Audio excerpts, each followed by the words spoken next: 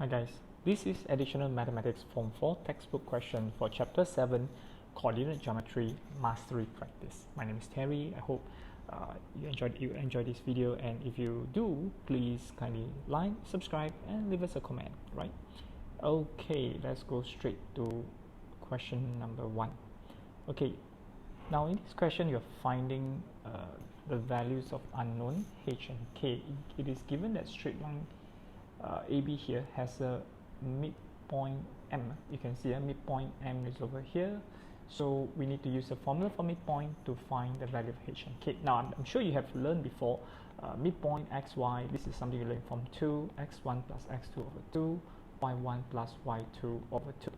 So now we know that M is 2, 3, so we can write 2, 3 here, and it is now equals to your x1 is h, yeah, x1 is the x coordinate point A, y1 is, x2 is x coordinate point B, which is 7 divided by 2, and the second one will be 1 plus k over 2. So by comparing the midpoint that you have here, 2 is now h plus 7 over 2, and 3 is now 1 plus k over 2. We can solve for h. You multiply the 2 up, you get 4. Alright, h is now 4 minus 7, negative 3. You multiply 2 up, you get 6. K is now 6 minus 1, which is 5. Okay, so finding hk, h is minus 3, k is 5, and finally this value is not difficult. Alright, now the next thing is I want to find gradient of straight line AB. I think I'll just do it over here. Gradient, very simple, and it's something that you've done before in Form 2 as well. y2 minus y1, x2 minus x1. So gradient of AB will be, now that I know h is minus 3, so I'm going to list here minus 3, 1, and b is 7, 5. Now actually we can use point M and point A and M, A and B, or M and B, either one. Yeah, either one of the combination. So I'll just use AB. So this is now 5 minus 1 over 7 minus 3. So what we have here, 5 minus 1 is 4, 7 minus 3 is 10, 4 over 10 is 2, 5. That is gradient of AB. Now the next thing is you're finding equation of perpendicular bisector. Now what is a perpendicular bisector? A perpendicular bisector is a line that passes through the midpoint of a given line, and it must be perpendicular to that given line. So in this case, we already know point M, we know it passes through point M, so we just have to find the gradient of AB, which I already got, yeah, and find gradient of a perpendicular line. Now we know when two lines are perpendicular, the gradient times together must be -1. So this, you need to know this formula, m1 dot m2 equals -1. Now we already know gradient of AB, which is 2 over 5. Now the gradient of the second line is m2, let's call it m2, and that gradient is -5 over 2. Okay, to form equations, there are many ways to do it. You can use y equals mx plus c. You can even use y minus y1 equals to mx minus x1. Now this formula is like a missing formula actually, because in Form 3 you only learn y equals mx plus c. Yeah, Form 3 chapter 9. You never really learn this chapter, this formula here in this particular chapter. In this particular chapter, you never really introduced this formula, but it's not a difficult formula to use because we know gradient. You know, we know a fixed point, let's say it's x1, y1, and you have a random point on the line, let's say xy, and this particular line has a straight line has a fixed gradient, so we can say y minus y1 over x minus x1 will have a fixed gradient of m. So as I multiply the x minus x1 over, you will get this formula here. Alright, so I'm going to use this formula for the whole chapter. The subsequent discussion for this mastery practice, I will actually use this. Okay, so y minus y1, my y1, since it passes through point M, I'm going to use 3 here. My gradient is -5 over 2. My x1 is 2. Point M has a x coordinate 2. Okay, now I'm going to multiply this over 2y minus 6 equals to minus 5x plus 10. So now you can actually leave it in any form. Okay, there's no one particular requirement, unless the question in exam they say leave in general form or gradient form or even intercept form. And I hope you still remember gradient form. General form is this, ax plus by equals to c, or sometimes they write ax plus by plus c equals 0. This is a general form. Gradient form is y equals mx plus c, and of course intercept form x over ay will be equals to 1. And this is something that you're supposed to know since form 3. Now, you can actually bring this over and write 5x plus 2y equals to 16. Now, the textbook answer gave this, it was given as this, the answer is given as this, so I'll just leave it in this form, right? But like I say, there's no requirement unless the question mentioned that you write in any particular form. Okay, that is question number 1. Okay, we're done with number 1. Let's move on to number 2. Okay, so here we have straight line AB, point A, point B given, and P lies on AB such that APPB has a ratio of 2:3. So here we have to use the divisor of line segment, or previously, you know, in the old syllabus, you used to call it a ratio theorem. Now, it's a very, it looks very complicated, but it's actually quite a simple formula. Okay, let me just write down a formula for you. If you have a point that divides another line segment according to ratio, let's say m:n, right?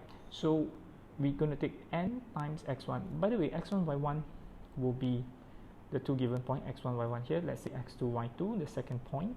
The most important thing is that the ratio and the coordinate must be opposite. So if I take n, I must multiply x1, m, I must multiply x2. Okay, sorry, I wrote wrongly. This is x2. And your total ratio is m plus n, and then you repeat with n times y1, m times y2, m plus n. Yeah. Now I don't, how would I say? I don't want you guys to memorize the formula rather than understand the sequence. The n has to be multiplied with the opposite. The ratio must multiply with the opposite coordinate, right? Okay. So how do you find point B? Okay. So we're going to write B equals to. Let's start with n. N is 3. You multiply with the opposite coordinate here, which is -2. So 3 times -2. And then 2, you must multiply with the opposite coordinate here, which is 8. 2 times 8. Total ratio plus together 2 plus 3. Then you repeat with 3 times the y coordinate. Sorry, a bit hard to see here. My y coordinate is 6. You can see that? Okay, a bit ugly. Shouldn't you be using highlighter actually? So 3 times 6 and then 2 times -4. Total ratio 2 plus 3. Okay, you can use brain or calculator. 16. 8 times 2 is 16. 16 minus 6 is 10. 10 divided by 5. I'm going to list out for you, so easier for you to see how I actually will list out. 3 times 6 is 18. 18 minus 8 is 10. 10 divided by 5. But you can actually skip this step. I don't have to write this. Answer is 2, 2. Okay, so that is the first part. Okay, second one. Find equation of straight line perpendicular to AB passes through P. Okay, so now that this one you are done, so I'm going to rub this off. Equation of straight line that is perpendicular to AB passes through P.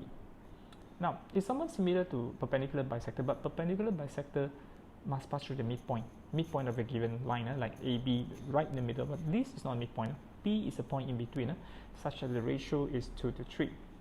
But to form the equation, this line is the same thing. First, we find gradient of AB. So 6 minus 4, right? y2 minus y1, x2 minus x1, -2 minus 8. So we get 10 over 10. Yeah, 10 over -10. All right, -1.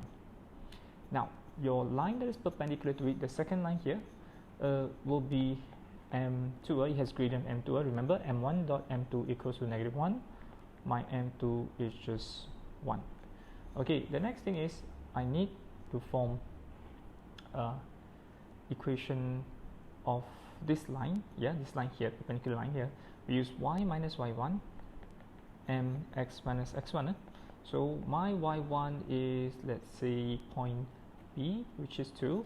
My gradient is now 1. My x1 is also 2. My y is x minus 2. Bring the -2 over, is plus 2. So y equals x. Yep. So it's a straight line that passes through the origin. Okay, let's move on to question number 3. Alright, in question number 3, you're given PQR. There are 3 points. Yeah. Now these 3 points lie on the same straight line. You're supposed to find possible value of n. Okay. Now actually, there are 2 ways to do it. Number 1, we can use the concept of area. Second one, we can use gradient.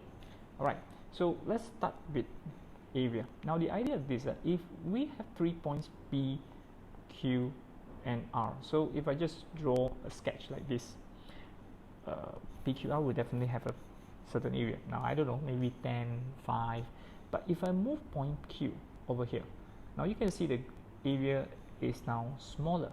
Now what if I move point Q here? Well, the area becomes even smaller. Now what if I put point Q on line PR? Now Q may not necessarily be the midpoint, as long as it lies on line PR. What happened to your area? Your area of triangle PQR will be 0. Now, and I hope you still remember formula for to calculate area of triangle for a given 3 points. So let's say you have PQR here. So I'm just going to write down the formula: x1, y1, x2, y2, x3, y3, and you repeat point number 1. Okay.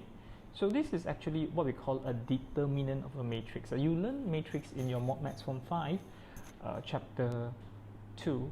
Okay, so a determinant matrix works this way. Number 1, we multiply, you can keep the half outside, you multiply this direction down, diagonally downwards. So this would be x1 times y2, x2 times y3, and x3 times y1. Then you minus the other direction up, right? So this would be y1 times x2, y2 times x3, and y3 times x1. Okay, so sorry, no space. Now the thing to take note is that when you choose the point in, let's say your PQR, now we don't know exactly whether PQR is going in any direction. So let's say you go in a clockwise direction, so whatever you get inside will be positive, will be negative, clockwise negative. And if you go, let's say the so-called sequence of the point, the arrangement of the point, if I choose the point such that it goes in a anti-clockwise position, it will be positive. Yeah, so I hope I can give you a quick recap. I hope this would be able to help you understand how we calculate this using the formula. Okay, so here the good news is when you have area equals 0, doesn't matter whether it's positive or negative, right? 0 is a neutral number, so you won't get two answers. You only have one answer. So let's start with B. 1 minus 1. Q is n2. R is n squared n plus 3. And then you repeat point number 1. So this result is 0. Okay, now 0, if I times the 2 over, is still going to be 0, and I'm going to multiply this direction down. This is going to be 2 plus n times n plus 3 is n squared plus 3n. This is minus n squared. Now take note, you're going to put a minus here, then we multiply upwards. The first one is minus n, second one is 2n squared, third one is n plus 3, and this result is 0. Now you can actually treat this like a modulus, just so you know. So every time you calculate, like for example this area, like I said earlier, let's say your area is negative 10, then you so-called modulus it becomes positive 10. Now if it's positive 10, when you modulus 10, it's still 10 because area is always positive. The good news is, this is 0. So okay, just let me say one more time again. So let's say for example in chapter 1 function, you learn that when you modulus an unknown x, the result is 10, well, the x can be either negative 10 or positive 10. True? Yeah, you can just see it can be negative 10 or positive 10. But this is 0. When you put a plus minus 0, you still get 0, right? So now I'm left with what? 3n plus 2. This is minus minus. We cancel off. Minus 2n squared minus 3 equals 0. Right? Minus 2n squared plus 3n minus 1 equals 0. Maybe I rearrange it. I like to make everything positive. So I bring over 3n plus 1 equals 0. Let's double bracket factorize. So I hope you already know how to factorize quickly by now. This is 2 and 1. Both are negative, so n is just half or 1. Okay, now you can also use the concept of gradient. Let me just show you a method 2, quick one. Yeah, I'm a bit out of space. So you can say gradient PQ equals to gradient QR, or you can use gradient PQ equals to gradient PR. Doesn't matter, any combination. So because if 3 points lie on the same line, the gradient must be the same, right?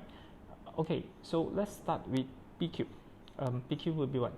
My y2 is 2, y1 is negative 1. I'm using y2 minus y1 and then x2 minus x1. So this will be n minus 1. And QR will be n plus 3. My QR is this, y2 minus y1. So it's n plus 3 minus 2 divided by n squared minus n. Now this is my x2 minus x1. Okay, let us simplify this. This is 3 over n minus 1. This is n plus 1 over n squared minus 1. So when we cross multiply, I hope you remember how to multiply this quickly. Like a plus b, a minus b, when you multiply, what do you get? A squared minus b squared. So likewise, this is n squared minus 1, right? Okay, rearrange it. You get 2n squared minus 3n plus 1. See, notice we're actually getting the same equation as here, right? And when you double bracket factorize, yeah, you still get the same answer, half and 1. Okay, so I hope you are flexible on this. Don't be too rigid in thinking that there's only one way to solve it. There's many ways to solve a problem. Yeah, it's up to you how you want to, which way you want to use. Okay, so let's move on to question number 4. Okay, number 4 is the same, as in we use the same formula to find the value of unknown here. The unknown is actually the y coordinate of point T. They say point T, yeah, might be on this y-axis such that the area of triangle RST is 13.5. Okay, here's the problem. I don't know where is point T. So let's just do a sketch. Okay, I'm just going to sketch for you. I don't have to draw a perfect one. Where's R? Minus 3, 4. Somewhere here. Minus 3, 4 here. Where's S? 3, minus 1. Okay, let's say 3 here. Minus 1 is over here. 3 minus 1. Yeah, this is S. Now, where is T? Now, there are two possibilities now actually. You notice that they say T lies on the y-axis such that the area is 13.5. Okay, this is just a sketch. I don't know. There is a possibility that, let's say, RS is here. We join this together. We got a straight line. Where is T? Well, T can be, it must be on the y-axis, right? So if it's on the y-axis, it could be here. Say this triangle here. This is the first triangle I can get. T, right? Now, I can draw another one for you. Now, there is another possibility. T can also be, right? Correct. Now, both of them give us the same area. What's your area? Well, my area is 13.5. 13.5. Can you see? So there are two possibilities. Now, we do not know exactly where's point T, but we can actually make it simpler by letting T be, what do you like, 0, C. Now, you can use any other alphabet. I just use C. C stands for y equals Z, right? You can write K, P, whatever. All right. So the area is now 13.5. So formula for area triangle is half x1, y1. So now notice, remember just now I said clockwise, anti-clockwise. Clockwise is positive. Clockwise is negative, anti-clockwise is positive. So if you choose RST this way, can you see this is going to be the positive value? RST this way, this is clockwise. Yeah, this is negative. Yeah, RST in clockwise is negative, anti-clockwise is positive. So there are two possibilities that you better take note. Okay. R is minus 3, 4, S is 3, minus 1, T is 0, C, we repeat point number 1, this area 13.5. Okay, let's count. Now, I'm going to multiply the 2 over and multiply this down. This will be 3 plus 3C minus, this way up, 12, 0, minus 3C, and we treat it like a modulus. This is 27. 13.5 times 2 is 27. Okay, what do we have here? 3C minus 3C, 6C, 3 minus 12, negative 9. And this is now 27. Alright, like I said just now, there are two possibilities here. Can go clockwise and anti-clockwise. So if we go clockwise, this, whatever inside here will be negative. Whatever inside the modulus, if we treat like a modulus, 6C minus 9 can be negative 27. But if we choose anti-clockwise, it will be positive 27. So just bring this over. 6C is now what? Minus 27 minus 9. Negative 18, C is negative 3. Bring the 9 over, 6C is 27 plus 9, 36, C is 9. 6C is 6, sorry. 6. Okay, so the two possible coordinate of T will be 0, minus 3, and 0, 6. Okay, look at the diagram. Does it make sense to you? This is 0, minus 3. This is 0, 6. Okay, is it a must for you to draw the triangle? Actually, no, you don't have to draw. Okay, just drawing just to help you to understand better, right? I hope by drawing this, I've already clarified for you. You can see the two possibility. One, when we take clockwise direction. Another, when we take the anti-clockwise direction. Okay, so that is number 4. Moving on to question number 5. Okay, so here we have point P that moves such that its distance from point A is 3 times its distance from point B. Find the equation of locus of P. Okay, distance of point A is 3 times distance from point B. So that means now A could be here, B could be here, P could be a moving point here. Sorry, maybe here.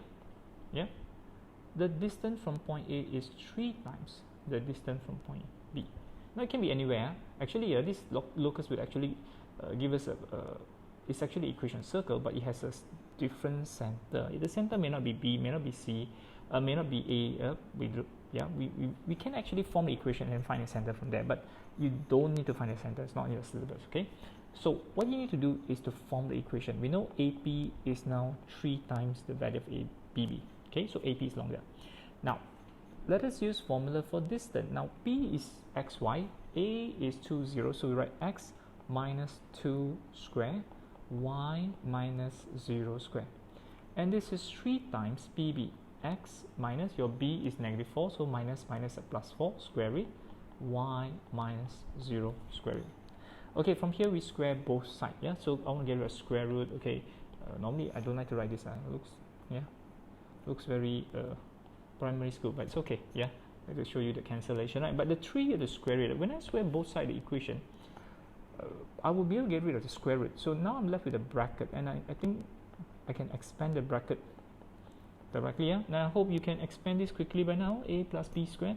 I mean, the first time you learn add maths in Form 4, yeah, you may find this is a bit still slower. Yeah, maybe a bit slower. Although this is something you learn in Form 2. I know a lot of students, they initially when they first learn add maths, they find very slow for them to simplify algebra, expand the bracket, factorize the bracket, because they don't do a lot of practice, right, in lower form, right?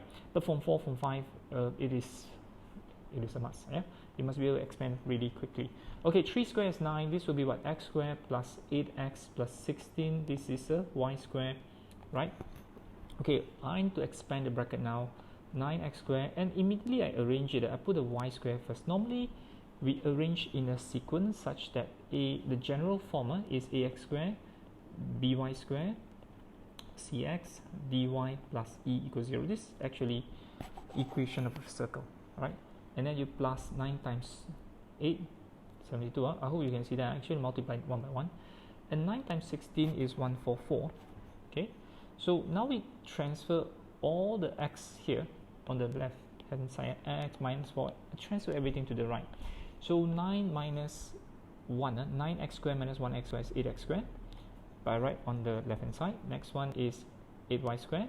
72 plus 4 is 76. And then 144 minus 4 is 140. Now normally if you have an equation that they're all divisible by 4, you just divide by 4 to make the number smaller. 8 divided by 4 is 2. This is 2 as well. 76 divided by 4 is 19. 140 divided by 4 is 35. There you go. That's your equation of locus.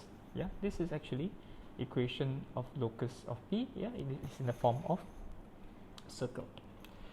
Okay, that's number 5. Let's move on to number 6. Okay, question number 6. Okay, diagram on the right shows the position of two birds A and B on a Cartesian plane. So coordinate B and A, they are all given, -3, -1 and 6, 5. The two birds fly toward each other in a straight line with different velocity. So the velocity of bird A is twice the velocity of bird B. So find the coordinate.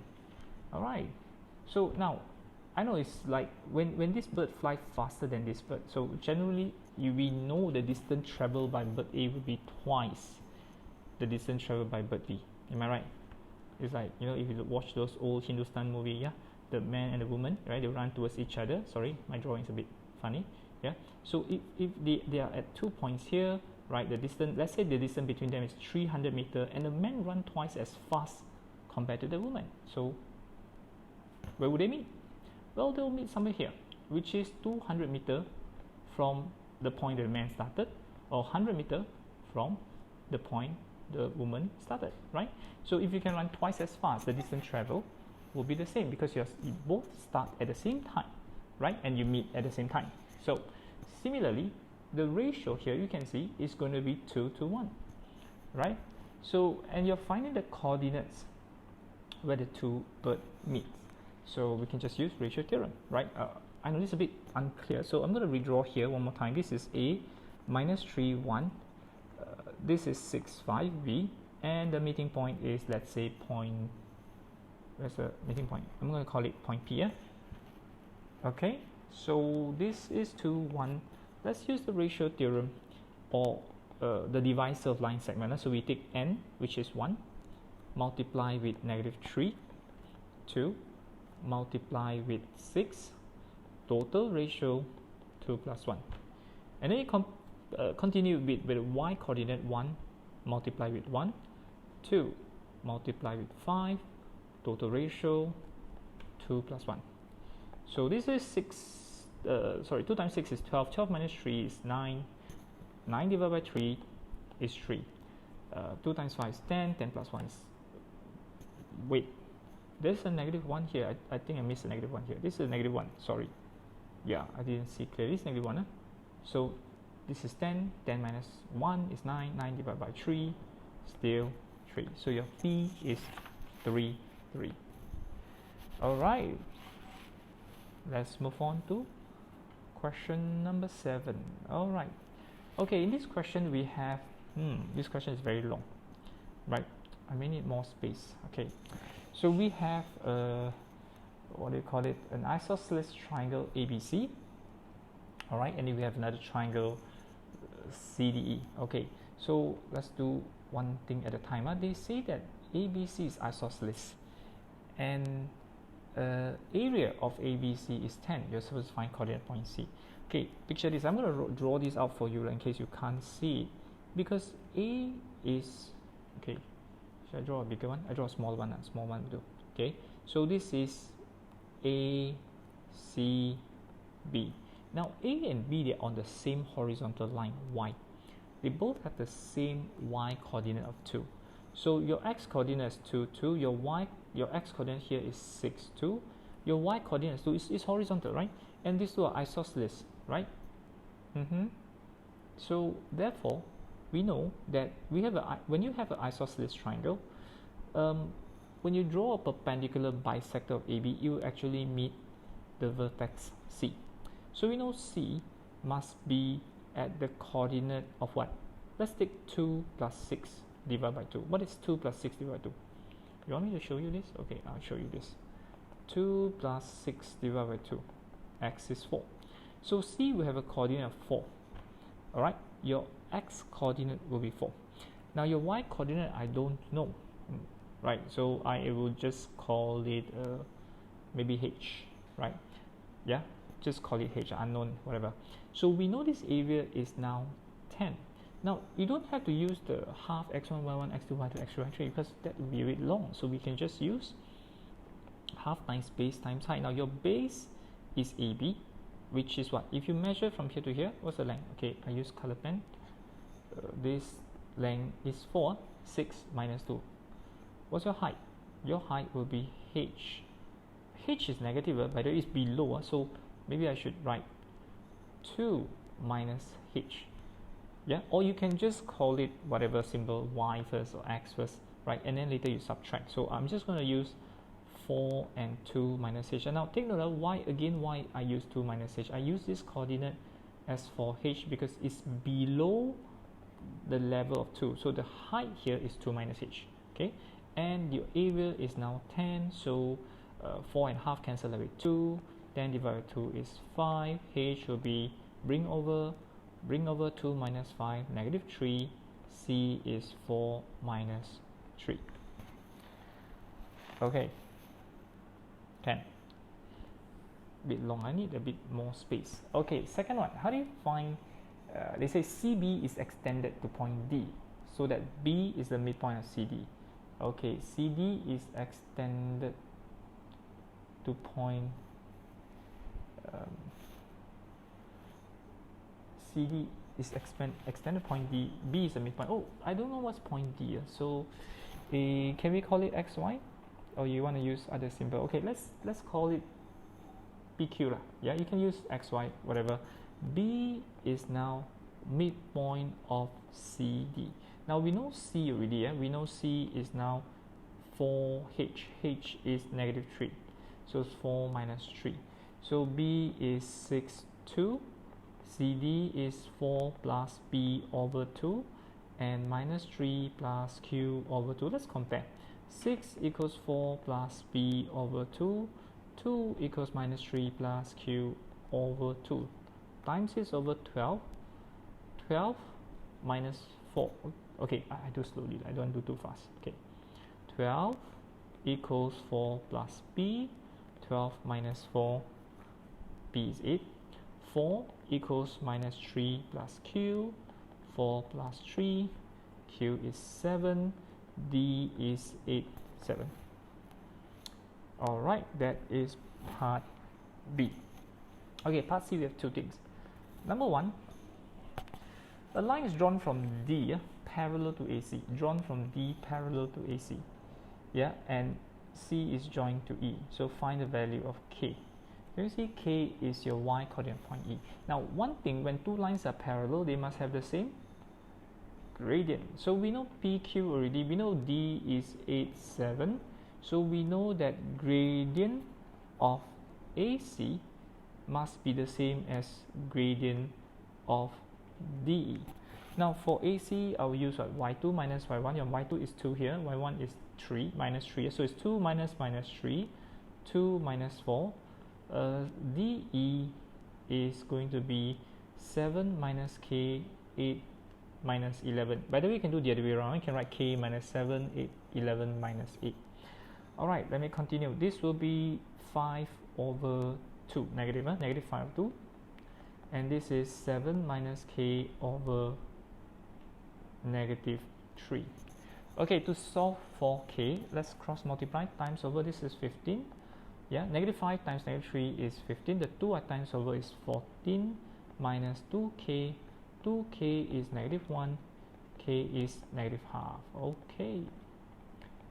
Alright, so okay, that's C Roman 1, no problem. And C Roman 2, show that CED is not a right angle triangle. Okay, now how do you show that it's not right angle? Now we know it's right angle if you multiply the two gradient M1 dot M2, the result is negative 1.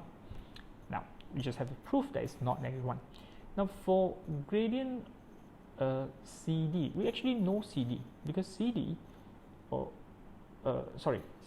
CED is this. We need to show this angle. We need to find gradient CE and gradient DE. Gradient DE we know because DE is actually parallel to AC, right? And AC we already calculated over here. This is AC, isn't it? Right? So I can just use my gradient DE equals to AC, which is negative 5 over 2. Yeah, as these two lines here are parallel. Now, how about CE? Okay, we define CE. Yeah? CE will be, let's say, 8 minus minus 3, 11 minus 4. Right. So, okay, wait, it's not 8. Your K is not 8, sorry. Your K is negative half, sorry. So this is K, yeah? Negative half. Right, so negative half minus minus 3, 11 minus 4, so I got 5 over 14. Now then, let's take these two and times together. MCE dot MDE, 5 over 14 times negative 5 over 2, I got 25 over 28. Now this is not negative 1, right? I got negative 25 over 28, that's not negative 1. So if it's not negative 1, what can we conclude? We say that they are not perpendicular, therefore CED is not a right angle triangle. I just use short form. Triangle is Yeah, the triangle symbol. Okay, not difficult. Ooh, the next one is very long. Question number 8. Okay, so in a diagram, PQRS is a trapezium. Yeah, PQRS is a trapezium with PQ parallel to SR. Okay, PQ parallel to SR, and angle PQR is 90. You can see it's 90 there. The coordinate vertex is given, R is given, is 11/7. Equation PQ, PS are both given. So this is your PQ. Okay, maybe I write PQ is y equals to 1/3x, and this is PS, y equals to 2x minus 5. So first thing is we need to solve for coordinate point P. We know PQ and PS, they both meet at point P. So to find the meeting point, I must use what? Simultaneous equation. So we just sub 1 into, so 1/3x equals to 2x minus 5. Maybe 1 times 2. A lot of people don't like fractions, so I'll just times 2. 6x minus 15. Bring this over, bring the 15 over. So it's going to be 15 equals to 5x. X is now 3. As we sub inside equation 1, your y is 1/3 times 3, which is 1. Yeah, therefore coordinate point P is now 3, 1. Okay, so part A, no problem, just solve them simultaneously. Okay, part B. Now we are supposed to find equation QR and SR. QR, SR. Now QR is perpendicular to PS. We know gradient PS, right? Yeah, from equation 1, your gradient of, equation 2,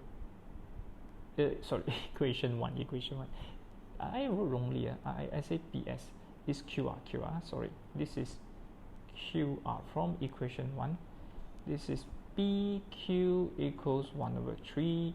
Yeah, PQ is perpendicular to QR, so we need to find QR, right? Now M1 dot M2 is -1. My gradient QR is -3, right? So because they're perpendicular, we have to use M1 dot M2 equals -1 to find gradient QR. Then I use the formula y minus y1. Okay, I need to use point R. I don't know point Q, I know point R. So your y1 will be 7. My gradient is -3. My x1 is 11. I'm looking at coordinate point R here. So this is y equals minus 3x plus 33 plus 7. That will give us plus 40. Okay, this is equation of straight line QR. Okay, then how to find SR? Okay, SR is parallel to PQ, so the gradient must be the same as gradient PQ. Yeah, we know gradient PQ, right? So but to form equation SR, we need to use another point R. We don't know point S, so we use point R. So I'm using the same point as how I find equation QR, just that my gradient is different. My gradient is 1/3. So y minus y1, 7. Gradient is 1/3. X minus x1, right? I like to times over because I don't like fraction. I like to avoid fraction, right? Bring over 3y equals to x plus 10.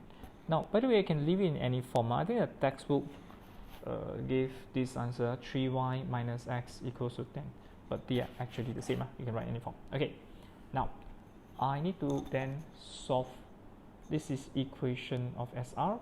I need to solve for point Q. Now we know QR and PQ, they meet at point Q, right? So I already know equation 1, PQ. I know equation QR. Yeah, let's call this equation number 3. I'll just leave this as equation number 4, equation SR. Okay, leave this one first. Okay, whichever you want to use. Okay, now I need to solve for point Q. So I need to take equation 1, space here, sub equation 1 inside equation 3. Yeah, so your equation 3 is y is now 1 over 3x equals negative 3x plus 40. Again, you don't like fraction, times everybody by 3. This is now 120. So 10x is 120, x is 12. Okay, and when you sub inside equation 1, your y is 1 over 3 times 12, you get 4. So your coordinate point Q is now 12, 4. Okay, now to find point S, I have to solve simultaneous equation again, but this time is between line PS and SR. PS is equation number 2 over here, PS is equation number 2, SR is here, equation number 4. So I will have to sub 2 in 4. So this will be 3, your y is 2x minus 5 equals x plus 10. So 6x minus 15 equals x plus 10.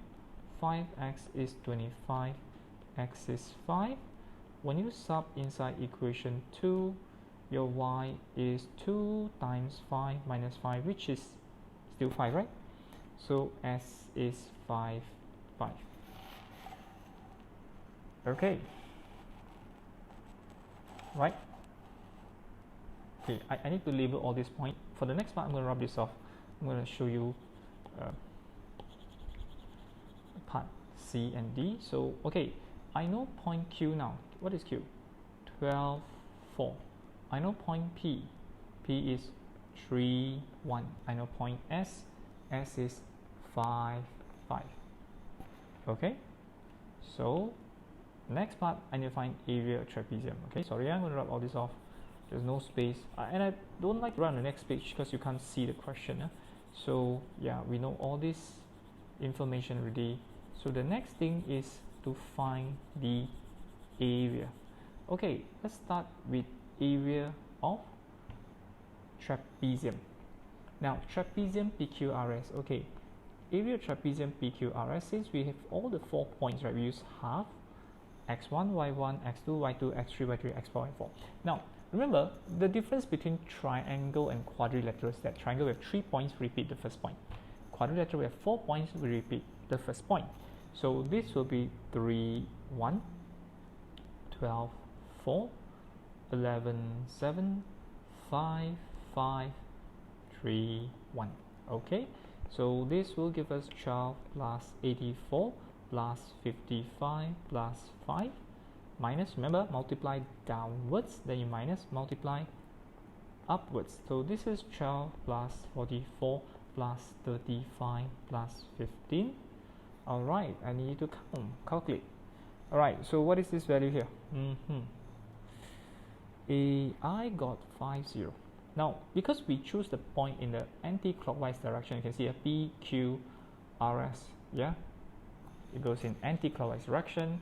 So this will be positive. So it's half of 50. Answer is 25 square units. But we're not done yet. They say, hence show that area of PQR divided by triangle PRS is the same as PQSR. Now, personally, I find this is a bit strange because we know for trapezium, right? Yeah, for trapezium, if you split this, I see a PQ. This is, wait, the first one is PQR. You can see PQR. Okay, let me highlight for you. PQR is this, right? PQR. Okay, second one is, let me use green color. Yeah, PRS. PRS is this. Can you see? Now these two join together give us a trapezium, but these two are actually parallel. Now you all know that when you have two parallel lines, the perpendicular distance is always the same. And in fact, this is perpendicular already. Yeah, we already know this is perpendicular. So that means we can use this triangle here. It's the formula for area triangle: half times base times height. The second triangle, half times base times height as well. Right? This is B S R. But take note that your height is actually outside. For a triangle that is obtuse like this, this is your base and this is your height. Your height is outside your triangle, right? We learned this in Form 1, right? So your height is actually outside here, and it's actually the same as QR.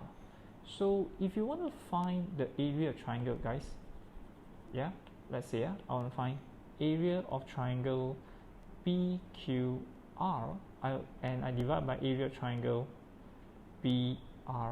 Area of triangle PQR is just half times base PQ, height is QR. Area PRS, your base is going to be SR. Your height is actually here, H here. Can you see the H here?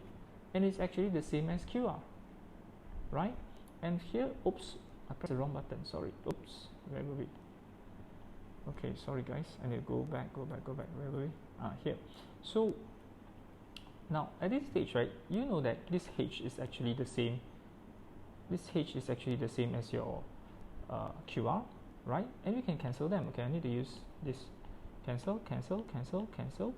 Well, this must be PQ SR, isn't it? Right? That's why I say I find this a bit strange, because like you don't really need to calculate, you can just show this, right? However, I think when it says hence means usually we use the result, but we cannot really use the result. Yeah, we cannot really use the result. We only know this what they call that area, right? So I will have to show you the long way. Yeah, no choice to show you the long way. Okay, the long way will be this. Okay, area of triangle PQR. I will just calculate for you lah, right? One by one. PQR is half x1 y1. What's x1 y1? P is 3.1, Q is 12.4, R is 11.7, and I repeat 0.131. Okay, let's count. This will be half 12 plus 84 plus 11 minus this is 12 plus 44 plus 21. Use your calculator. I got 30, half of 30, which is 15. Yeah, I got 15, half of 30, 15. Can you use a calculator? One more time, double check. Okay, guys, I think I better move this up. Can't see. Okay, so the next one, area of triangle. Oops, I need the points.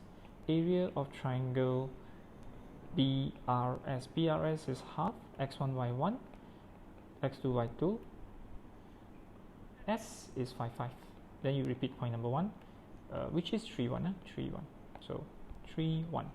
This will be half 12 plus this is 60.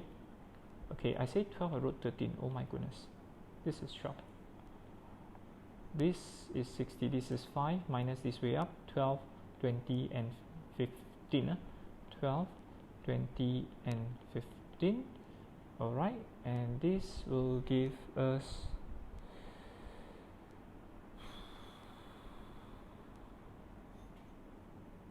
I hope I didn't make any mistake. PQ. Okay, I think I wrote wrongly. Did I write wrongly? Oh, I wrote a wrong coordinate, my friend. Oh, yo, this is bad. Sorry, guys. I wrote a wrong coordinate. PRS. My R is 11.7. Oh my goodness. Shit happens. This is 11.7. Half 21, 55, 5. This will be 11, 35, 15. Right? Okay. My answer is, okay, I move this up because I need more space. This answer is half of 20, which is 10. Okay, next, let us find out the ratio of PQ. Yeah, PQ and SR. Okay, let's take PQ. PQ will use distance. I know point P. Sorry, I know point P. My point P is 3.1. My point Q is 12 and 4. So we take x2 minus x1 square, y2 minus y1 square. So this is 9 square plus 3 square. 9 square 81. 81 plus 9 square root 90. Now you can simplify this if you want. We know in cert, right? You learn in the early chapters, 90 is actually 3 cert 10. And SR, we know point, okay, we know point S is 5, 5, right? R is 11, 7. So 11 minus 5 square, 7 minus 5 square, square root. This will be 6 square, 36. 36 plus 2 square, 4. Square root 40. Square root 40 is 2 cert 10. Okay, now with that, okay, I move this up a bit. I want to show that they are actually the same. So let's take area of PQR divided by area of PRS. This is 15 over 10, which is 3 over 2. Let's take length of PQ divided length of SR. 3 cert 10 over 2 cert 10. Well, it's still 3 over 2. So therefore, we can conclude that area PQR, area of PRS is the same as PQ over SR. Okay, yeah, this is pretty long. Okay, let's move on. Question number 9. Alright, so in this question, now this is also a very long question. I may have to rub. Yeah, and to rub halfway, I'm going to rub. Okay, so let's start with finding area triangle JKL. Okay, where's JKL? JKL. So we use the formula. Area of JKL is half. J is x1, y1, 2, 1. K is 11, 5. L is 5, 9. Repeat point number 1. Okay, so let's count. Remember, you multiply downwards. This is 10. This is 99. This is 5, 11, 25, and 18. Okay, use your calculator. Make your life easier. Just type everything. And you get 60. Half of 60 is 30. Okay, yeah. Okay, how about the next one? They say express area of JKP and KLP in terms of H. JKP is this triangle here, JKP. Alright, and the next one is KLP. KLP is this triangle. So these two triangles you define. Okay, so let's start with JKP. So half x1, y1, x2, y2, P is H, K to 1. Now they say in terms of H and K. Alright, so one thing you need to be sure that you use in anti-clockwise direction, because if you use clockwise direction, then whatever you get is supposed to be negative. So be careful. When you give a diagram, it's best we follow the anti-clockwise direction, and whatever you get will be a positive area, right? Okay, so let's multiply. This will be 10, 11K, and H. You minus this way up. This is 11, 5H, and 2K. Just put it together, right? Now you don't have to treat it like a modulus anymore, because we already know from the diagram whatever the sequence of the coordinates that I'm using is anti-clockwise, so it has to be positive.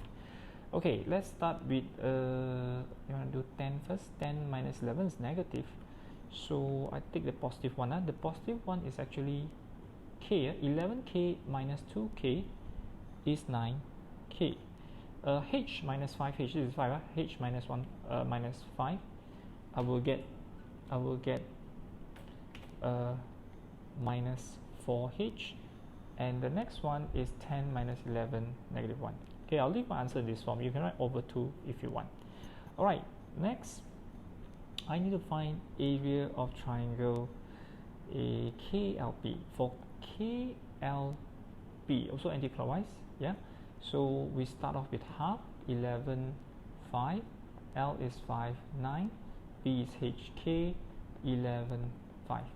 So this is 99 plus this way down, 5K plus 5H minus 25 plus 9H plus 11K. Okay, so let's count. 99 minus 25, 74. 5K minus 11K, 4 wait, 5 minus 11, 6k, sorry, and then 5 minus 9, h is 4h. Now since this one we can times half, we can divide by 2. 74 divided by 2 is 37. This is 3k, this is 2h. So I got both answer in terms of k. Alright, now next we're going to find coordinate of point B. B is actually your hk, you're finding hk. Now we are given that all three areas are equal. Can you see? They are the same. Yeah, area of all three triangles are the same. So we know that if the area from the first part is 30, 30 divided by 3 gives us 10. Yeah, area of each triangle is 10, isn't it? So this is 10, this is 10, this is also 10. Okay, let's start with the first one. First one will be 1 over 2 9k minus 4h minus 1. This is now 10. 9k minus 4h minus 1 is now 20. 9k minus 4h is now 21. Yeah, I start off with this information here, sorry. Yeah.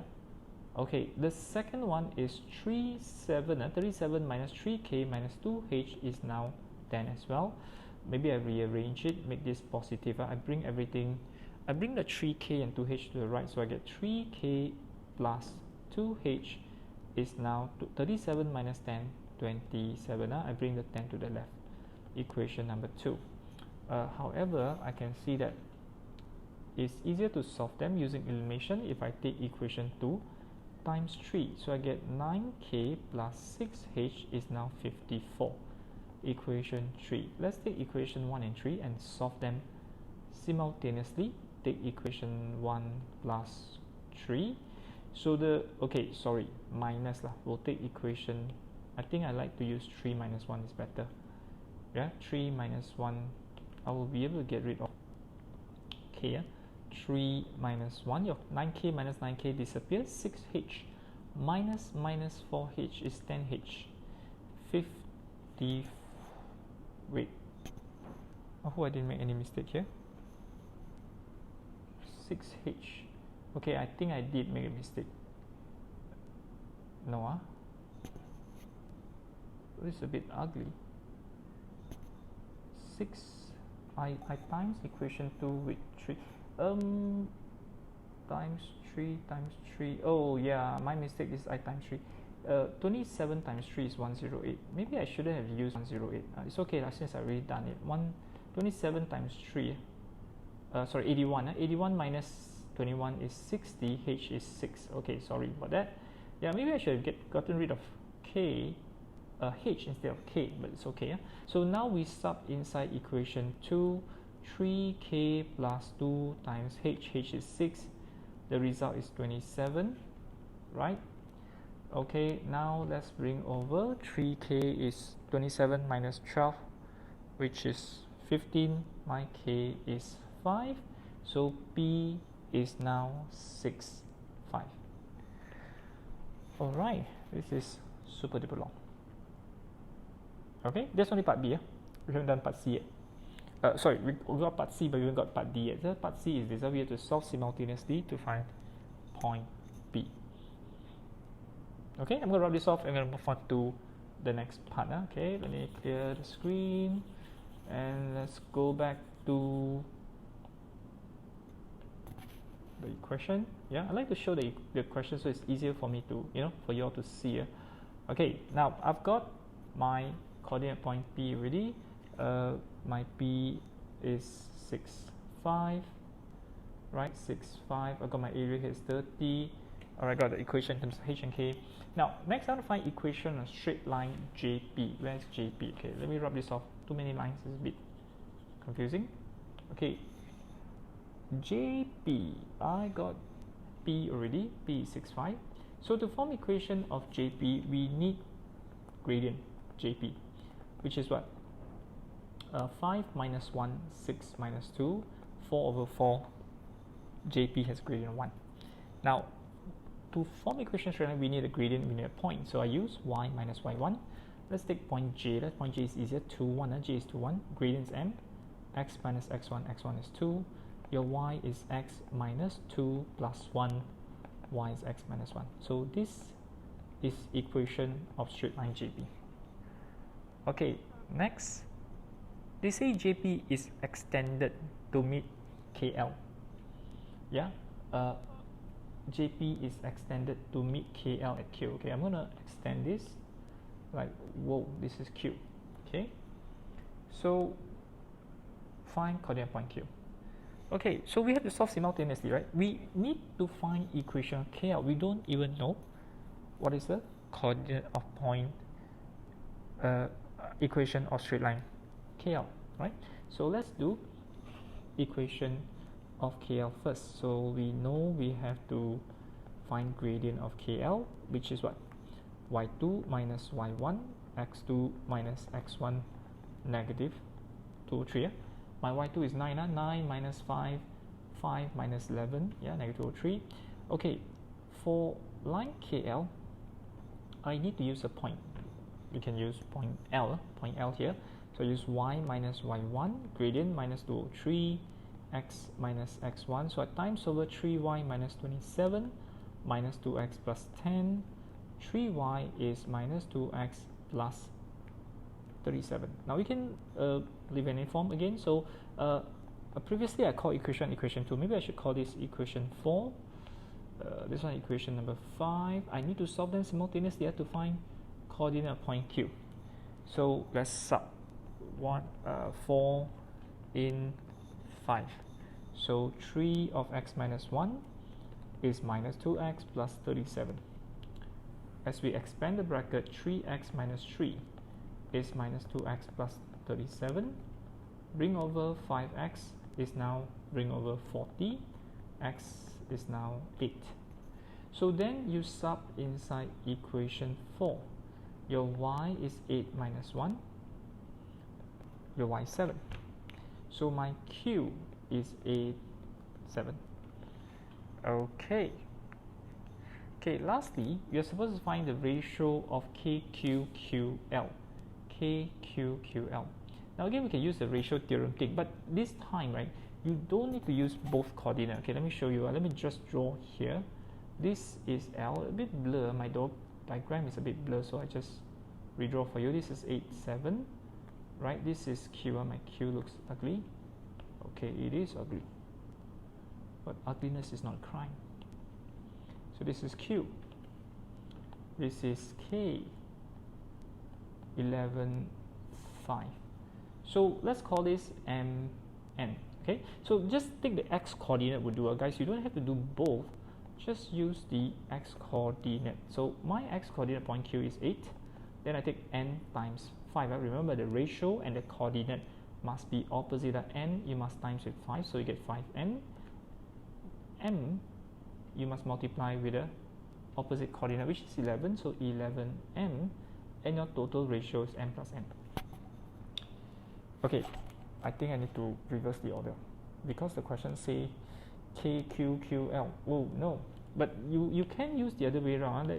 Okay, sorry guys. I think to make things easier for you, I will call this. Yeah, I don't want you guys to get the other way around. I'm going to call this m. This is n. Okay, let me say let KQQL be m is to n. Better than.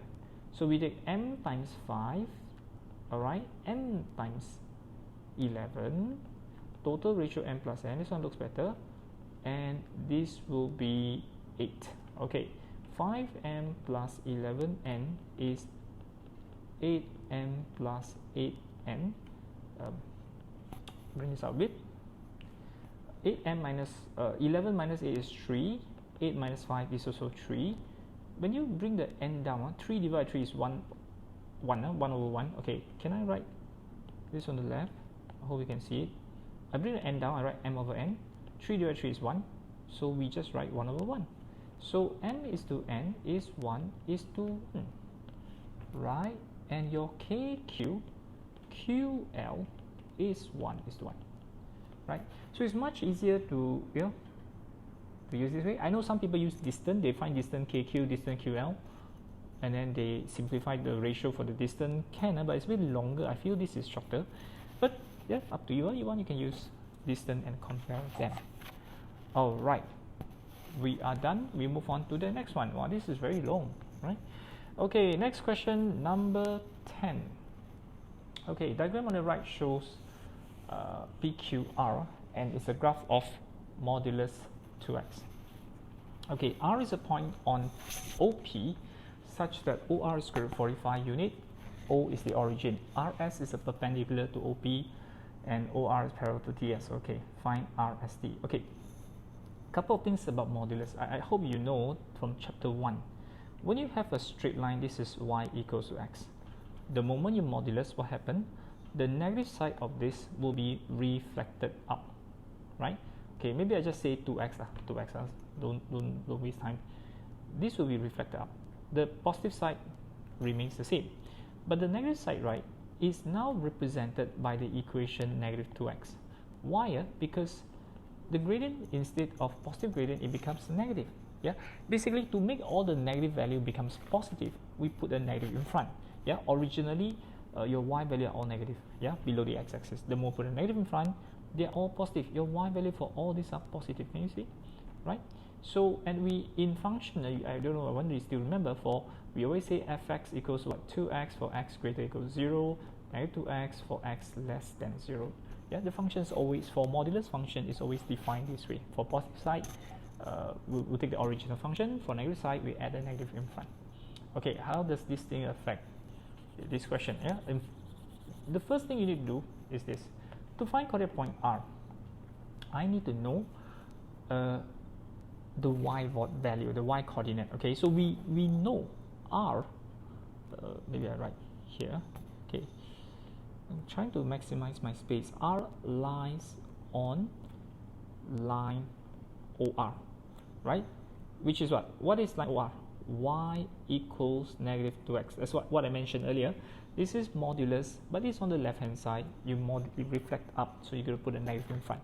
So therefore, coordinate of R is now x minus 2x. Okay, you can say let R be x minus 2x. So the distance OR is given. What is OR? Square root 45, right? So we say x squared plus y squared, put the square root over square root 45. Yeah, we are using the formula for distance. So when you square this, this is 4x squared. This is now 45. 5x squared is 45. X squared is 9. Square root 9. Question, do you put plus minus? No. We put negative value only. Why?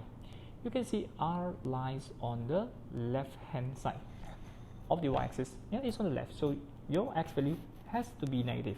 When your x value is negative, what's your y value? Your y value is minus 2, minus 3, which is 6. So your R is minus 3, 6. Okay, now I personally prefer to put this directly. I know some people will put x squared plus y squared square root equals root 45, and then they form equation 1, form equation 2, solve them simultaneously. You can, but I think it's a bit longer. Might as well we just put y equals minus 2x inside straight away. Yeah, you cut short your working. All right, I've got point R. Next, I want to find point S. Okay, where is S? S is your y-intercept, but it's perpendicular to R. RS is perpendicular to OR.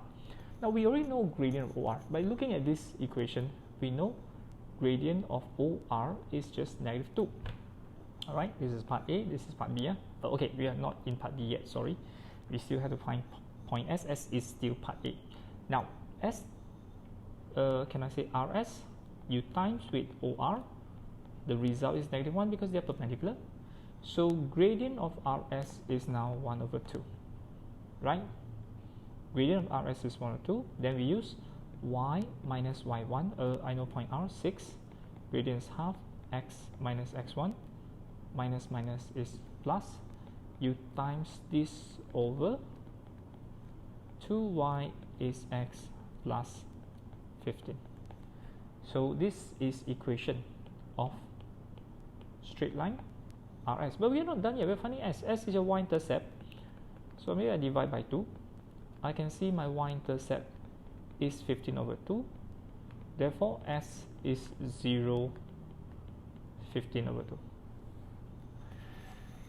Okay, can. Now let's move on to point T. Now T lies on this line, okay, and its SD is parallel to OR. We know point S already, so if we can actually tell point T, because T lies on line OQ. Should I write this? T lies on OQ. What is OQ? Y equals 2x. So T should be x and 2x, right? Remember, although it's modulus, because it's on the right hand side, the positive side, so we just take y as 2x. So gradient ST is now the same as gradient OR. ST, I will use what? Okay, I know S already, right? So I'm going to use a 2x minus 15 over 2, then x minus 0, and OR has gradient of -2. So when you multiply over, this is minus 2x. So 4x is 15 over 2, x is 15 over 8. Alright, I got point T already. So T is 15 over 8. Your y will be 2 times of this. If you take 2 times 15 over 8, you get 15 over 4. Guys, I just sub in directly. Okay. And lastly, how to find area of trapezium. Okay, so this is a bit annoying because we have fraction. What can be done? Yeah. Trapezium ORST. Now, I again prefer to use anti-clockwise. Yeah, so I would use OTSR. You want to use ORST, can you still get the same answer, just that you get the negative, then you just modulus it, take the positive value. Okay, so I take O 0 0. T is 15 over 8, 15 over 4. S is 0, 15 over 2. R is minus 3, 6. Repeat point number 1, 0 0. Sorry, very cramped. So now let's multiply this. The good news is they're all 0, because 0 times anything is still 0. This is 15 over 8 times 15 over 2, so it's 225 over 16. 0 times 6 is 0. Minus 3 times 0 is still 0. That's a good news, all 0. This is 0, this is 0, this is minus negative 45 over 2. This is still 0. Okay, calculator, whatever you get, you times half. So I got 18.9 over 32. Okay? Yeah, this question is a bit interesting, a bit different from the standard question. Yeah, but it's not too long. Okay, question 11. Now, this question is a bit different, and it actually combined with knowledge from chapter 2. Okay, chapter 2, quadratic function. So here number 1, we have point P and Q. There are 2 points on the curve, so find H and K. So when the point lies on the curve, we can sub in the point in the curve. So first, y equals 8 over x. Well, when we sub P with H 8, your y is 8, your x is H, your H is 1. Right? When you sub K and 2, your y is 2, your x is K, K is 8 divided by 2, K is 4. Okay, no problem. Right. Okay, next, find equation of PQ. So we know P and Q already. We know PH is now 1, 8, Q is now 4, 2. So equation of PQ, I have to find gradient PQ first.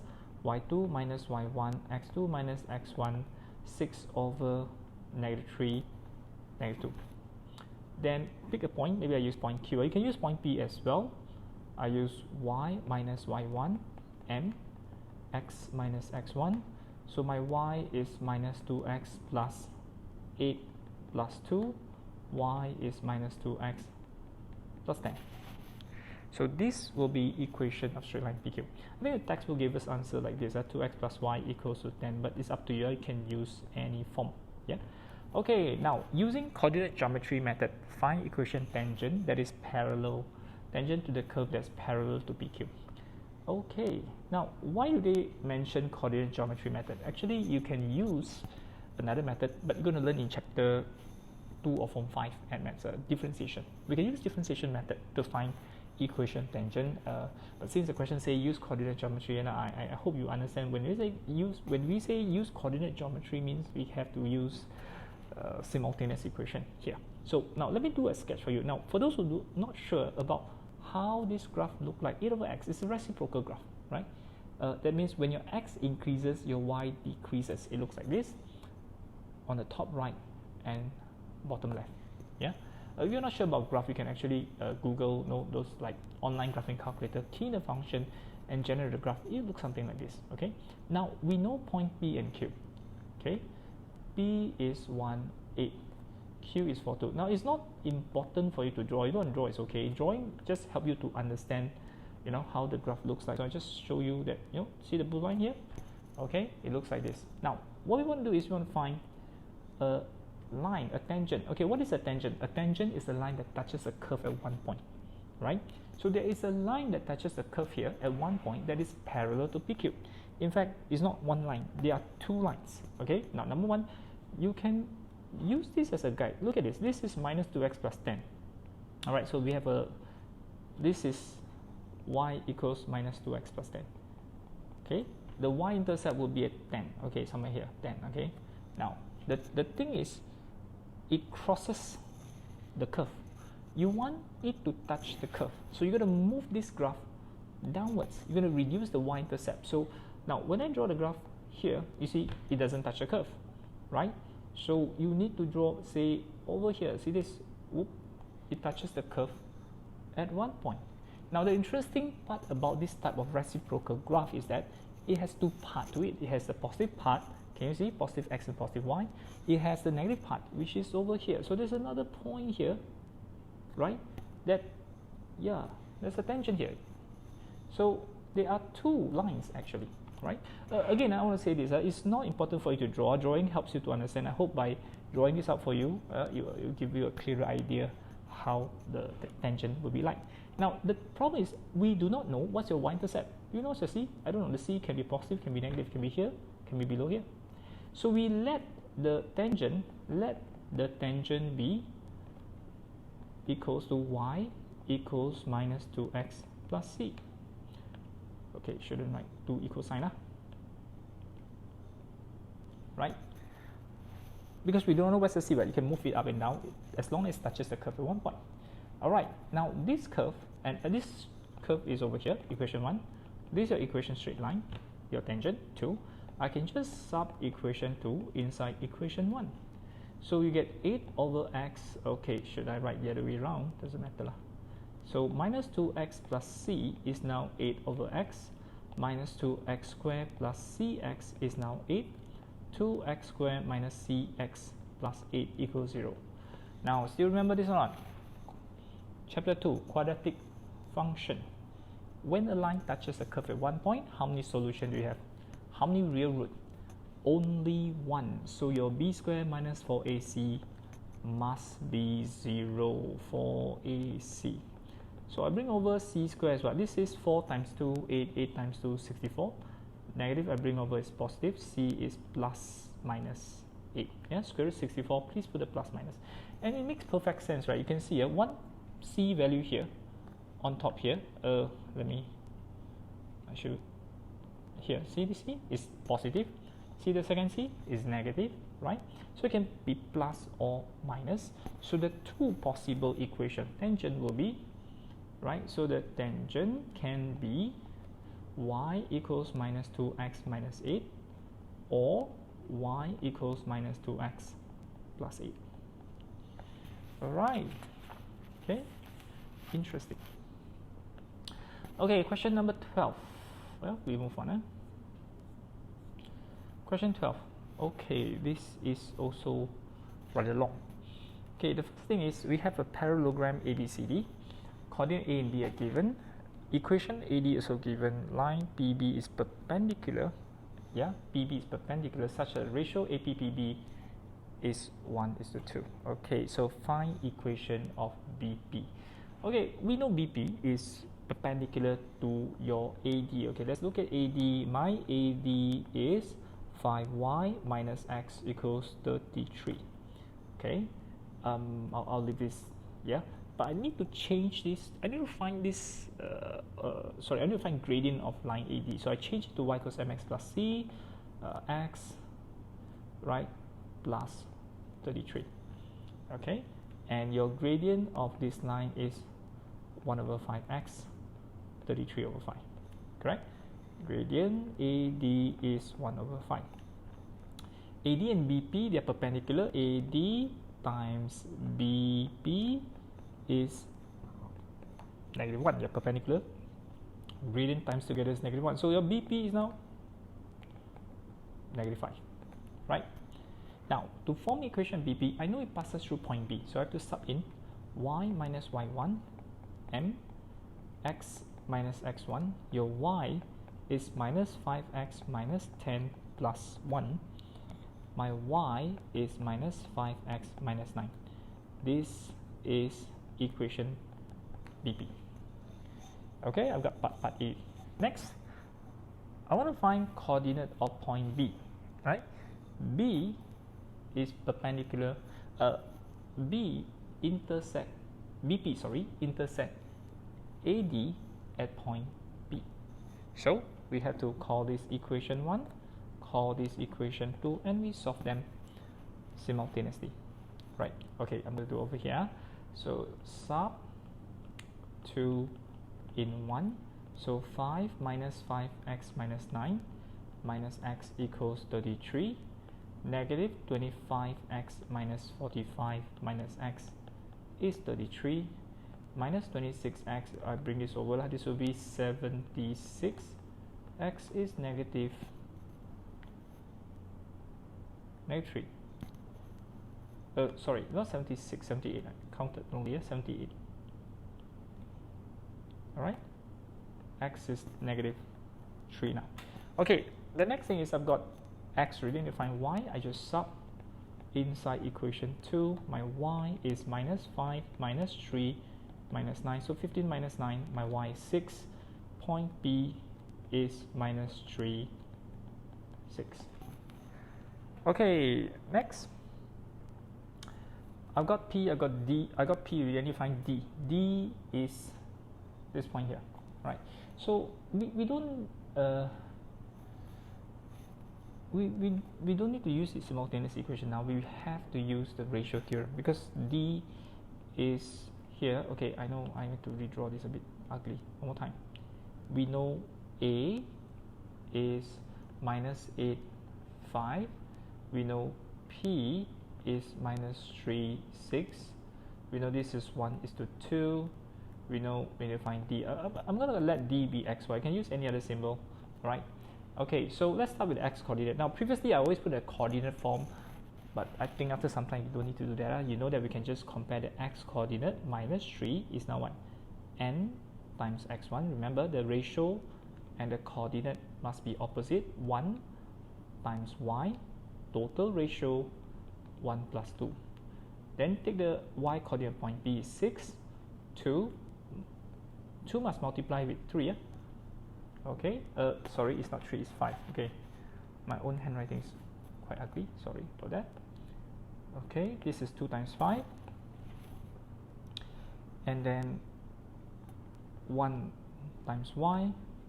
Total ratio is 1 plus 2. Okay, I'm going to continue here. So let's times over. This is -9 equals minus 16 plus y. Y is just 16 minus 9, 7. Then 6 times 3 is 18 equals to 10 plus y.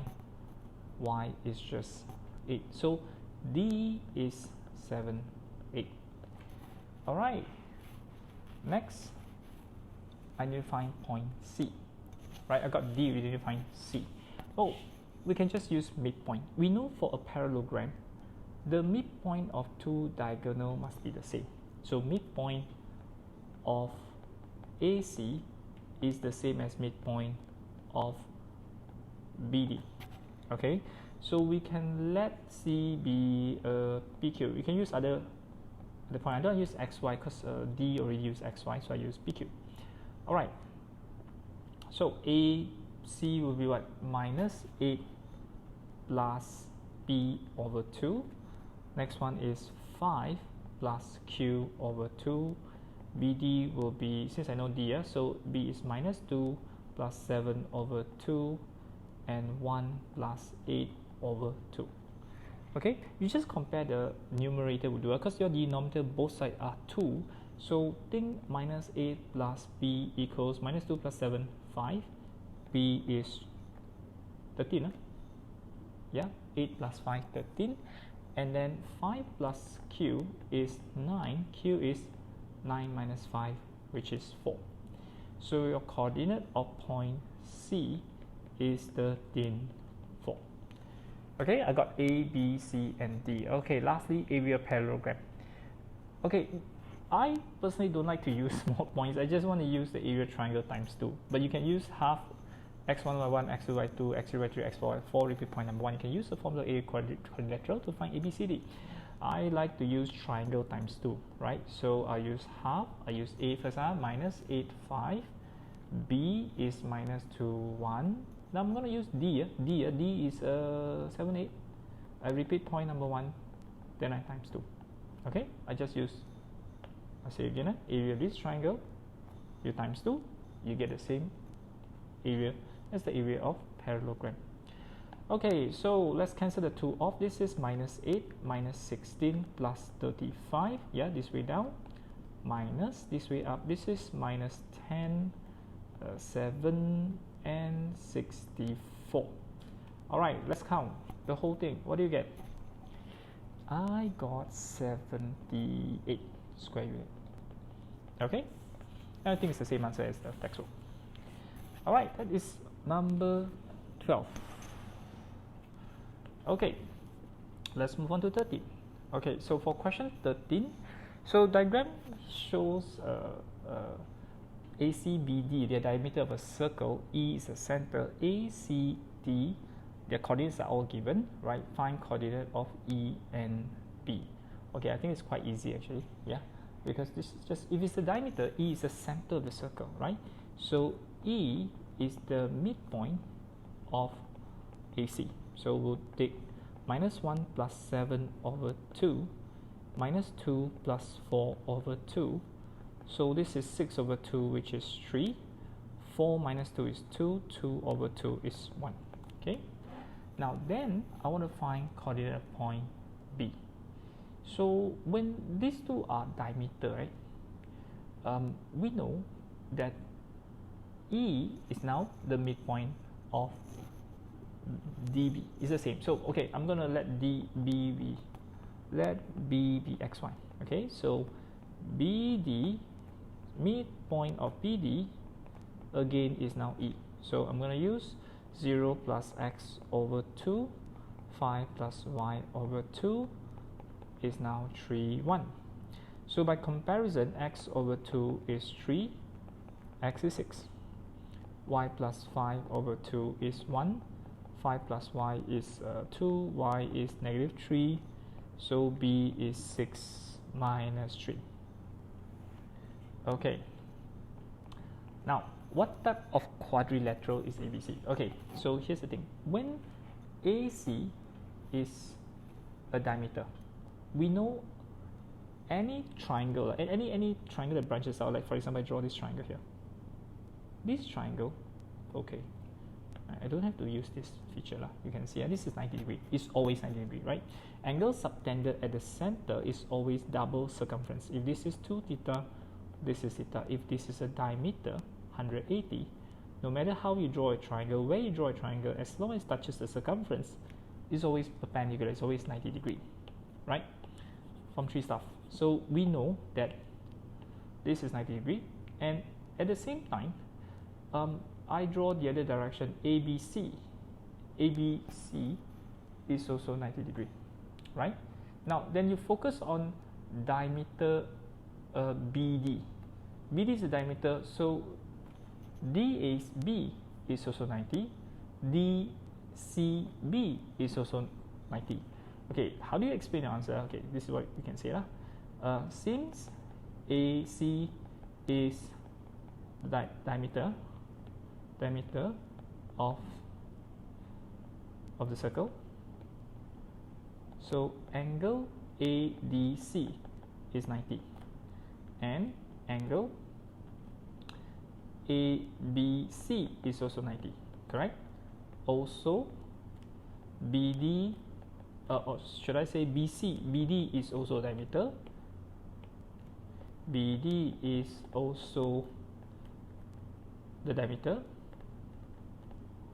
Okay, so I don't write diameter of circle. So angle BAD first is a bad angle, 90, and BCD, and angle BCD is also 90. They're both, all four are 90. So all four 90, what can we say? Now I know a lot of people say, oh, it can be a rectangle, right? Okay, but we know the length, they're the same, right? Okay, the length is the same. So since they're all 90 degree, and okay, another thing we can say, okay, this is a diameter, this is a diameter, right? Okay, we can also look at the angle in the middle. Yeah, if the angle in the middle is perpendicular, now sometimes I know the diagram looks like a square, we tend to say, oh, this one confirms square, yeah, but I can give you like this and like this, then this is not a square, isn't it? It's not a square, it's a rectangle, true or not, right? So to confirm that it's a square, yeah, we need to find out the angle subtended at the center, right? Okay, let me undo lah. Okay, so now maybe I would work out angle, your gradient first. Now let's do gradient. What is your gradient AC? Gradient AC is 4 minus 2 over 7 minus 1. So this is 6 over 8, 3 over 4. At the same time, gradient BD is 5, I know B, right, minus 3, and 0 minus 6. So is, wait, 5 minus 0 minus, no, minus 0 minus 6, sorry, 0 minus 6. So this is 8 over 6, 4 over 3, but it's negative. So AC dot BD is negative 1. I hope you know that when these two are perpendicular, then definitely they are a square, a rhombus, and also a square, actually. Yeah, because all four sides are perpendicular, means it can be a rectangle, can be a square. But if it's perpendicular in the middle, it's a square, right? You can also use distance, but I don't want to use distance a bit long. I like to use m1 dot m2 equals negative 1. So we say the diagonal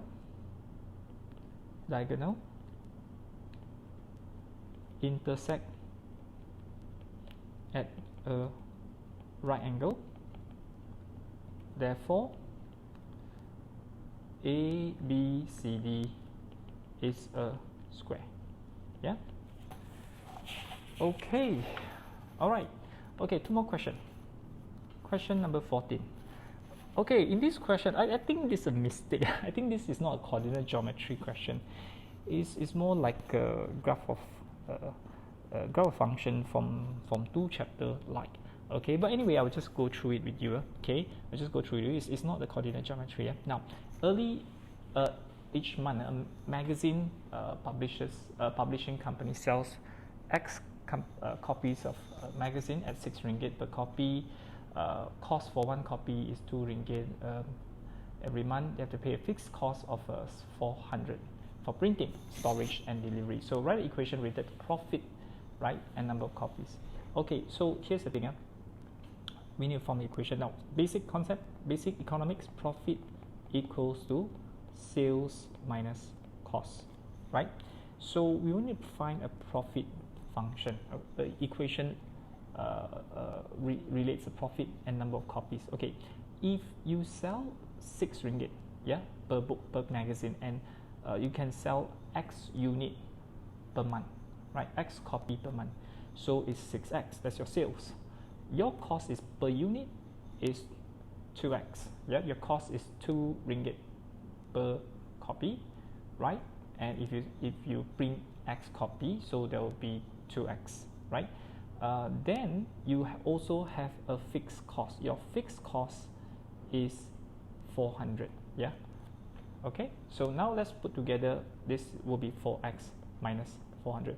Now it is an equation of straight line, right? But we don't need to use coordinate geometry method to solve this. Okay, we don't need to use coordinate geometry method. We use the basic function to solve it.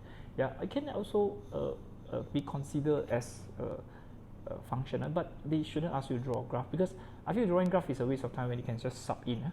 Okay, so part B, draw a graph for the equation, right? And from the graph drawn, find the profit. So I don't have graph paper here, so I'm just going to do a basic graph for you. So my graph looks like this. So I'll just put a few segments for you, because you need to find 500 copies. So I just use 1, 2, 3, 4, 5 for you, right? This is 100, 200, 300, 400, 500. You draw on the graph paper. Yeah, if your teacher asks you to draw graph paper, use graph paper. Your vertical axis, I think it's better to use 400, because it's times 4, multiple of 4. So I'll just do until 4. 1, 2, 3, 4. That means I put 400, 800, 1000, 2006. I think you want to put more also can. I think let's just leave here. This is negative 400. Y, I know my y-intercept is negative 400, right? So you can use a table of values, like if it's a Form 2 chapter, right? We put 100, 200, 300, 400, 500. Sorry, I need to include 0 as well, right? Include 0. Okay. So, but for if it's like from 4, from 5, we don't even have to put point by point. We just take, like at max, so we just take the intercept will do. Okay, so I'll just put this for you, since the question says graph, draw, you should draw on graph paper. This is negative 400. This will be what? Increase by 400 times 4. So this will be 400, right? 800, 1002, 1006. So you can put a 0.1, 2, 3, 4, 5, 6. Sorry if my graph is not that perfect. Okay. Oh, see, it runs. So one more time. Maybe I shouldn't use. Okay, like this. I don't use the ruler option. So okay, I've got this. Okay, then they say from the graph. Okay, find the profit is if 500 magazines are sold. You can see here 500 is 1006. Okay, 1006. So B Roman 1 is RM 1600. Roman 2, calculate number of copies if the profit is 1000. Okay, 1000 is between 800 and 200. So you see it's midpoint. So you draw, and it's going to be a midpoint here. If you use the graph paper, you can see it's clearly 350.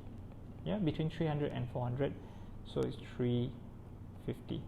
Now you don't even have to use a graph of y, because like the first part, right, you can just put P equals to 4, 500 minus 400. This is 1006, right? You can see I sub inside the point here. And for the second part, a profit is 1000, and you can let your profit be 4x minus 400.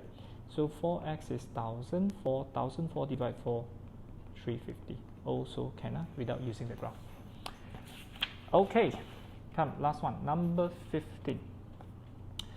Okay, now the vertices of a triangle ABC are given. So draw triangle ABC and construct perpendicular bisector, right, of AB, BC, and CA. Mark the intersection as P. What can you say about point intersection? Draw a circle. Wow, this is a bit long. Okay, so number one, we have to sketch. Yeah, I'm not going to use graph paper. I'm just going to sketch for you. Okay, may not be super accurate because I'm using freehand.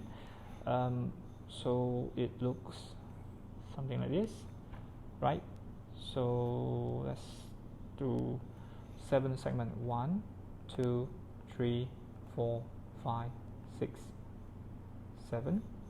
1, 2, 3, 4, 5, 6, 7. So this is your x, this is your y. Okay. Now the first point A is 1, 2. So 1, 2. This is point A. Second point B is 6, 7. 6, 7. somewhere up here, right? This is B. Third point C is 7, 2, 7, 2. Now you notice B, A and C, they're on the same horizontal line. So just join this together. Okay, okay, looks a bit off. One more time. Okay, better now. Then I join B and C together. I join A and B together. Okay, this is a bit off. One more time.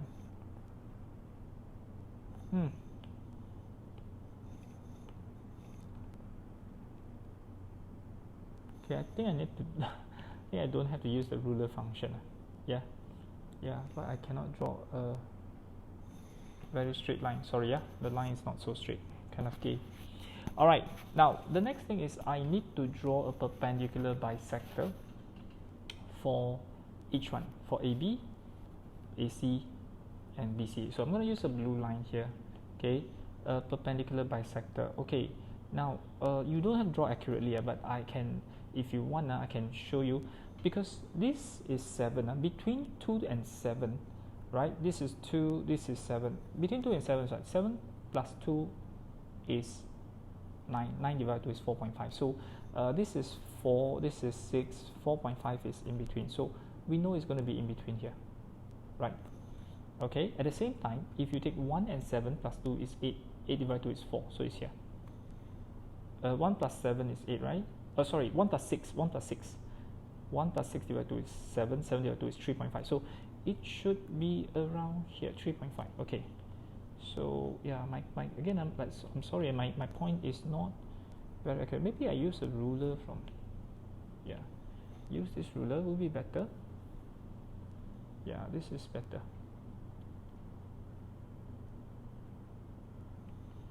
Okay, use this pen.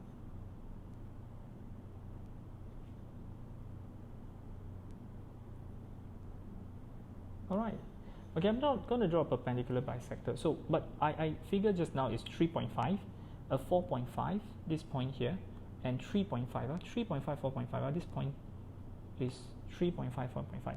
Okay, now you don't have to like measure accurately again, so I'm just going to put like this. You see that? Okay, I draw the first perpendicular bisector. Let's use blue color. Yeah. Okay, now the second perpendicular bisector for AC is the easiest of all, because you can see that that is over here, right? It is, okay, I think my first perpendicular bisector was a bit off actually. Okay lah, can. Move it. Second perpendicular bisector is here. Yeah. How come I know it's 4? Because you can see 1 plus 7 divided by 2 is 4, exactly, and it's vertical line. This is because your AC is horizontal line, so the other one is a vertical line. Okay, the third one will be here. Okay, you take 6 plus 7 divided by 2 is 6.5, is in between, and then you take 2 plus 7, which is 9 divided by 2 is 4.5, so it's around here, 4.5. 2 plus 7, yeah, 4.5. Again, my point looks a bit weird, right? But yeah, I think not very accurate, but it's okay. Can you see? Now all 3 points will actually meet. All 3 perpendicular bisectors will actually meet here, right? Okay, so now with that, okay, I need to they say draw first and then mark the intersection as P. Okay, the point intersection is P. So what can we say about the intersecting point? Yeah, what can we say about the intersecting point? So all 3 points intersect at P, right? All 3. Can I say it's a? Okay, we cannot say that yet. We have to draw a circle to be able to see it. Okay, yeah. So okay, I think I draw a circle for you lah. Then I'll write the conclusion at the end. Okay, so your next part is I want to draw. They say draw a circle with center P, radius AP. Draw a circle with center P, radius AP. So, okay, now if you use a compass, guys, you have to use a compass. It will look, because I'm using freehand. Sorry, I don't have a circle tool. doesn't look very nice, but just do my best.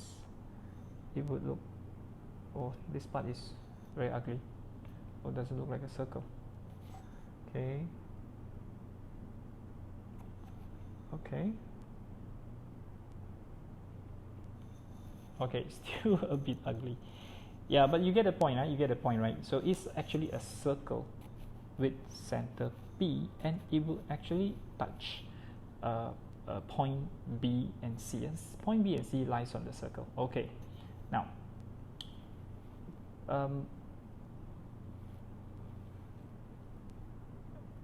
then they say repeat the process. I'm drawing an arc here, and then they say repeat the same procedure for other triangle in order to verify your answer. So that means you use, just now I use AP as your radius. AP is your radius, right? So I draw an arc around P. You notice it pass through P. Then you join PB together. You draw an arc around it. You will get a same circle. And then you join PC together. You draw an arc around it. You're going to get the same circle. Yeah?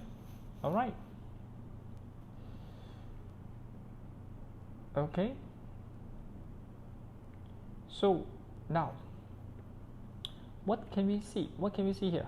So we can see that all three perpendicular bisector meet at point P. Okay, and then if you were to calculate, guys, actually there's a way to calculate this. You go in the coordinate point P is 4, 4.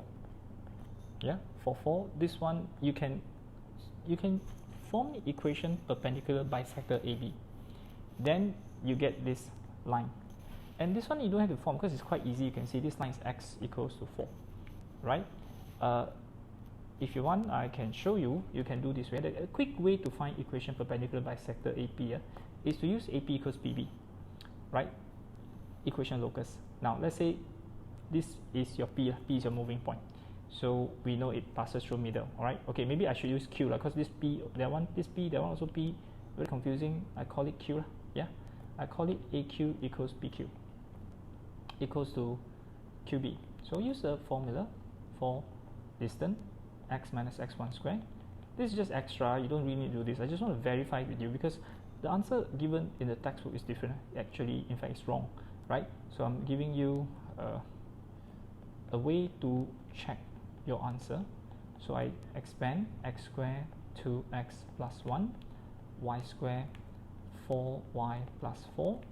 This is x squared 12x plus 36, y squared 14y 49. You cancel your x squared and your y squared. This is plus 5. This is 12x, right? I hope no mistake. 36 plus 49 is 85. Bring everything to the right, to the left, 10x and 10y equals to 80. So divide by 2, divide by 10.